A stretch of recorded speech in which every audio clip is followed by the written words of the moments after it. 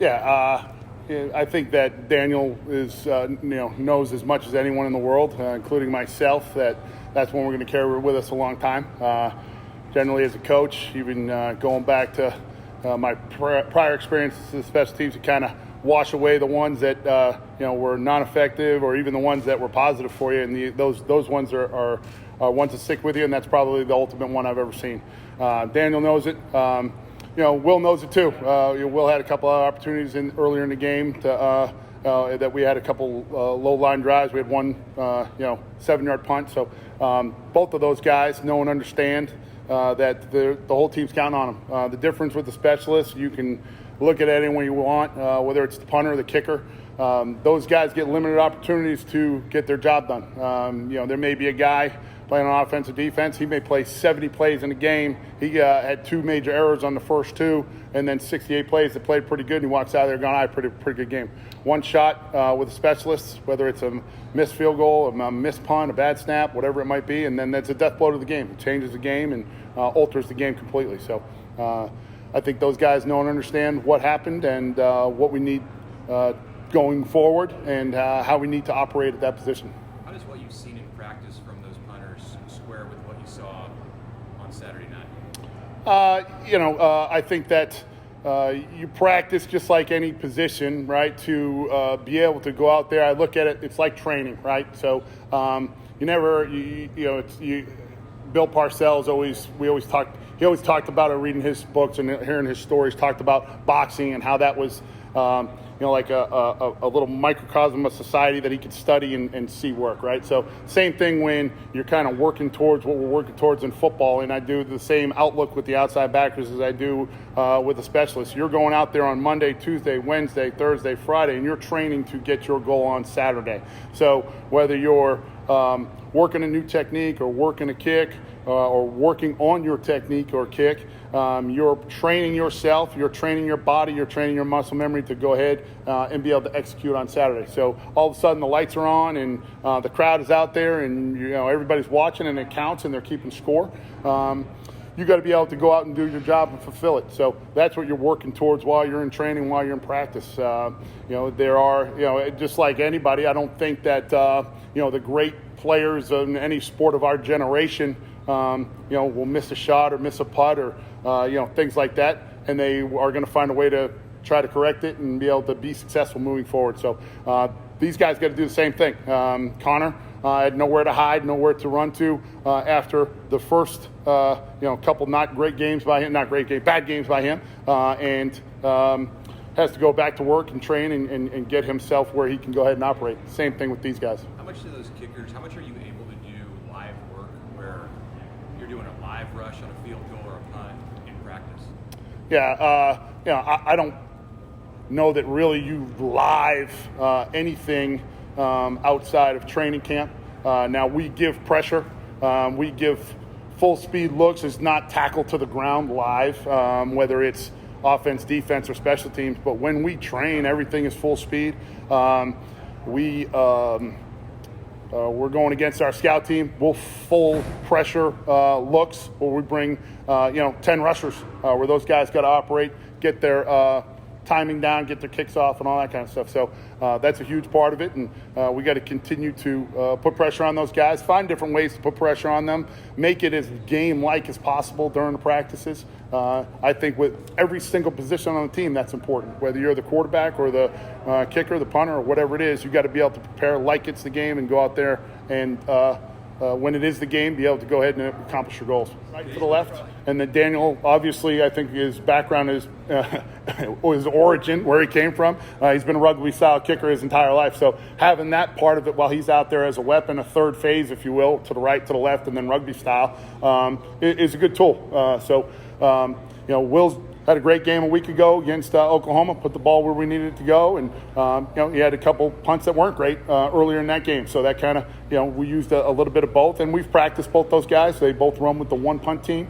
We'll do our rugby-style rollout punt with Daniel in the game. We'll do our kick to the right, kick to the left with Daniel in the game. We'll do our kick to the right, kick to the left with Will in the game. The guys up front, it doesn't matter to them who the punter is. It's a matter of the punter doing his job. It's not like maybe a position where 5 guys are working together as one. Your O-line is an easy one. That those guys get comfortable making calls or footing or things like that. But with those guys, I think that you drill it, you protect it, and you cover it, regardless whoever the punter is.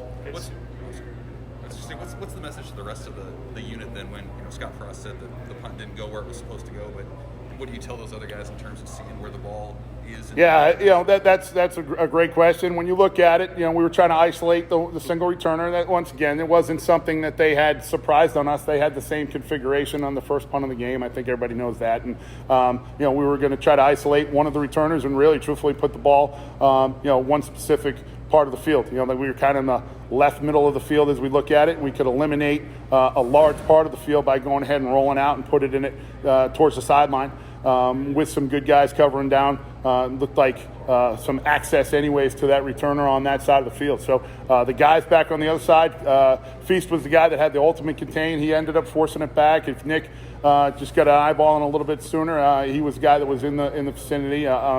Isaac Gifford actually he was down the field very quickly on it and was probably past it. So we got to try to come back, react to it. We, get it back inside by Feast. We got to get the rest of the guys coming back, and then Daniel's got to help fix it.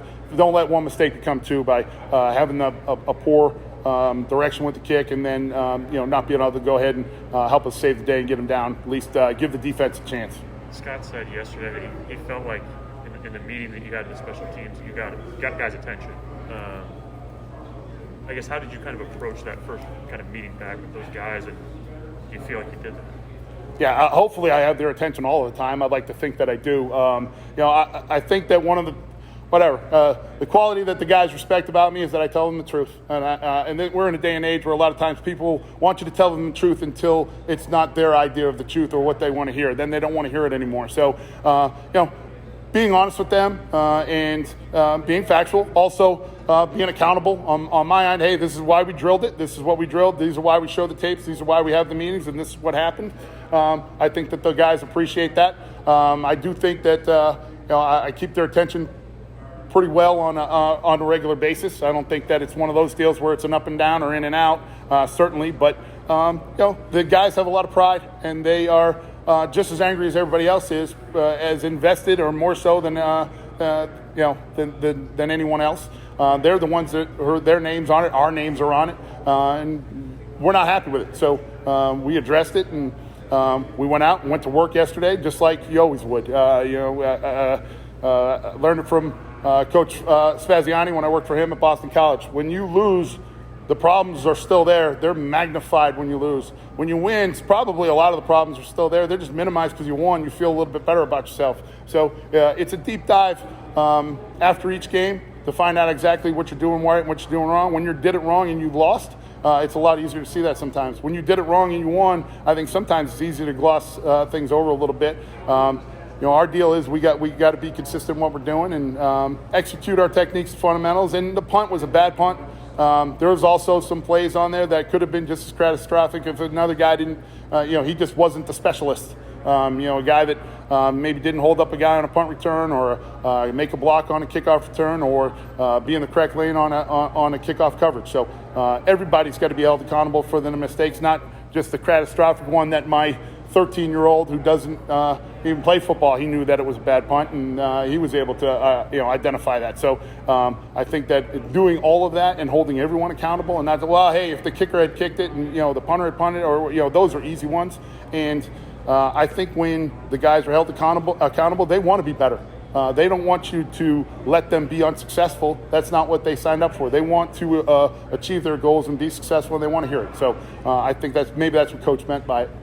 On punt return, what's the general philosophy on where to field, not field the ball? Yeah, the general philosophy on punt return is catch the ball. I did a good job of containing myself right there. You got to catch the ball, all right? And the ball has to be caught. It has to be caught cleanly. We can't have it bounce and then bounce off the face mask. We can't have it be short and then not make the return team aware that the ball's coming down. And then we got to catch it. If it's over your head, you got to sprint back to catch it. Obviously not on the freaking, inside of the 5-yard line, but when you're not in a dagger, so what we call dagger, a backed up situation where they're kicking in to try to get a pin inside the 20, you're not aligned at the 8. So maybe you're at the 15 or the 20. You've got to run back, field the ball, and then be able to get as much yardage as you can to be able to keep it off of the goal line. And then same thing, if you're in the field, it's over your head, you got to sprint back, be able to catch it. If it's up and it's short, you got to work into traffic with your eyes up, know where you're going on the ball, and be able to catch it. But fielding the ball is the most important part, and fielding the ball is the second most important. The most important part on that unit is finishing the ball with the ball in your possession, handing it to the official. We get the ball back and it's in our possession. That's number one. Number two is you got to field it, and then everything else falls after that.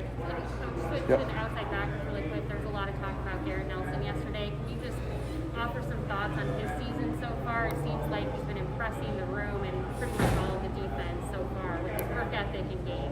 Yeah, the thing I can say and have the utmost conviction with Garrett is he's going to be the hardest working guy on the field. Every practice, every game, every walkthrough. He has embraced that part of it, understanding that it's an all-the-time thing, not just when the lights are on or I want to get rah-rah. He is doing it in the meeting room.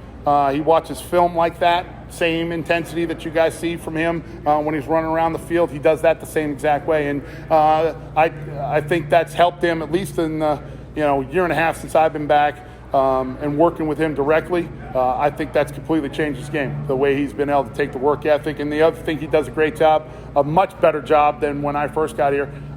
He's a sponge and wants you to tell him the truth. Same thing I was kind of talking about with the specialists.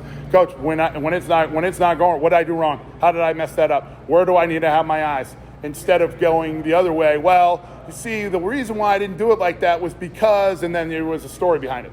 Now he goes, all right, why didn't I do it right? How do I fix it? And he gets done. So his intensity and attitude towards it, I think, have been reflected in the way he's playing. I think that he still has more production to come, whether it's TFLs, sacks in particular, but getting closer to being the type of rusher. I think he's also doing a better job of keeping the quarterback in the pocket, maybe making him a little bit more uncomfortable, the quarterback being him.